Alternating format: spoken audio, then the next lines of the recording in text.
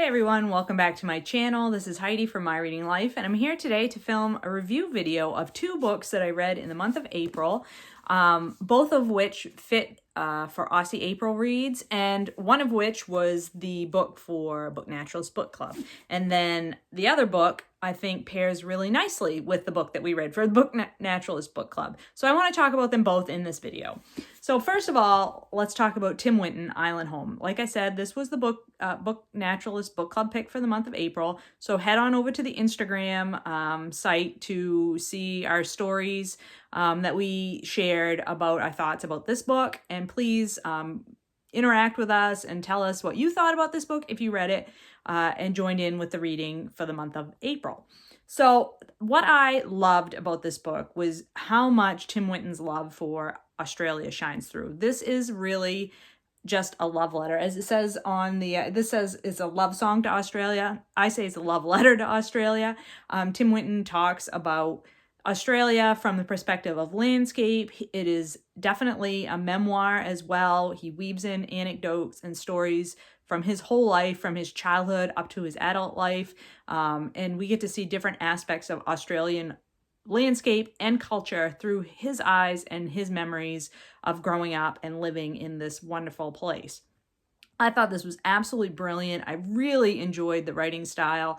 It's very straightforward. This is not particularly flowery language as some other nature writing memoirs can be. This is much more a straightforward type writing style, but I appreciated that very much. I really like his way of like just cutting to the heart of the matter. And he very much is able to describe the various landscape types in Australia, from the very, very dry aspects of the continent to the coastal landscapes, the different kinds of jobs that people do in those different kinds of landscapes, what it was like to live in the country, what it was like to live in the city, what it was like for him to live in another place, not in Australia, and what it meant to him to be away from home and how he interacted with landscape when he wasn't in Australia. I just thought it was brilliantly done.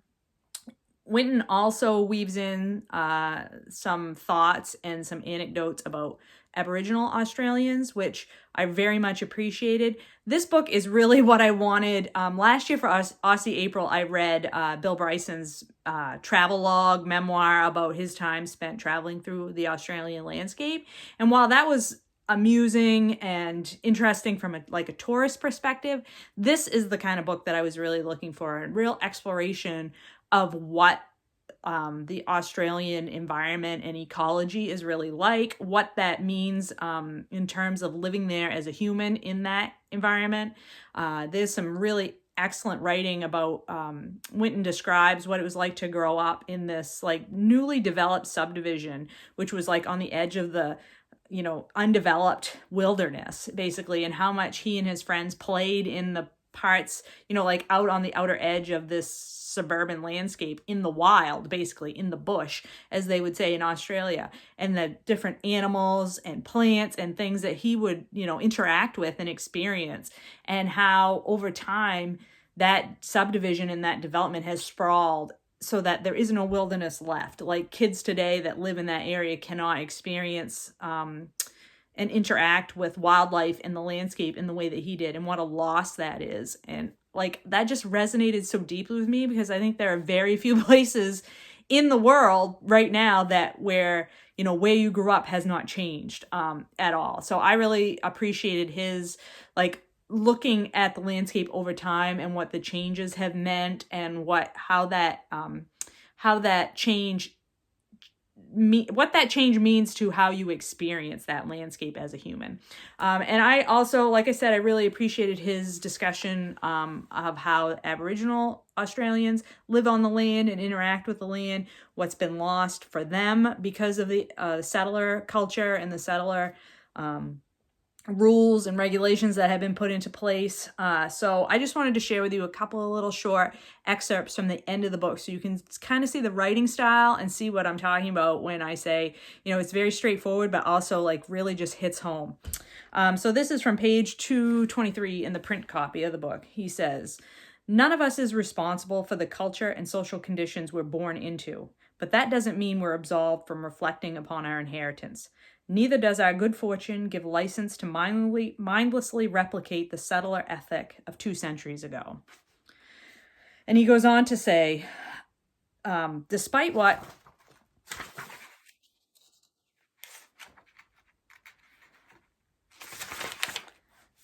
a half-century of science has taught us, regardless of the kindred reciprocity many Australians now feel with the land of their birth, these decision makers are insufficiently mindful of the organic costs of how we live. And this is no longer a question of ignorance. They know full well what the situation is. Their refusal to change is an ideological aversion, no matter how pragmatic they sound, in their dogged attachment to a spurious economy where endless growth and consumption have no real consequences. They display a devotion to magical thinking they seem to find contemptible in others.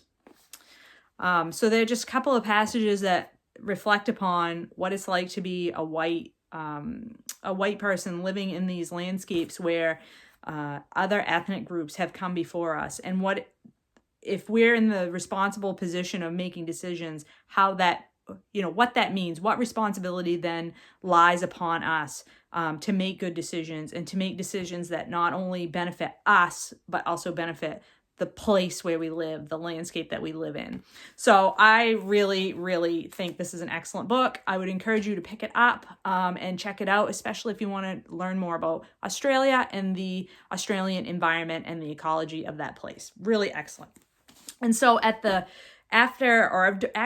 same time I was reading Tim Winton Island Home, I was also reading Fathoms, The World and the Whale by Rebecca Giggs. And this is, Rebecca Giggs is another Australian author. And this is a nonfiction book all about whales and all about her interaction and learning, basically doing research and learning more about whales and what whales can tell us about the condition of the planet today. So I really loved the way that this book was structured and the format that it took. It is, each chapter follows a theme, but within that chapter, it's basically short anecdotes and short essays, basically, that all tie together to meet the theme of that particular chapter. So like, for instance, the prologue is all about, and it was an excellent way to start the book, although it was sad. Rebecca Giggs is telling the story of a humpback whale that gets stranded on a beach in Australia, and what happens as conservation people try to first save the whale, and when that fails, tries to, ease the whale's last moments, and to also manage the human visitors that come to see this whale and those interactions. And while Giggs is reflecting upon that experience, she also brings in a lot of basically introductory information about whales and what we know about whales. And then each subsequent chapter sort of talks about different aspects of oceanic issues, whether that be plastics in the ocean, whether that be climate change and warming water temperatures, whether that be whaling and the history of whaling, and what that industry looks like today. There's another chapter that's all about whales as food, and how, is that even still true today, or is that something that was in the past but not true today? And then the very last chapter sort of ties it all together with another episode of a whale, a dead whale washing up in a residential area in Australia.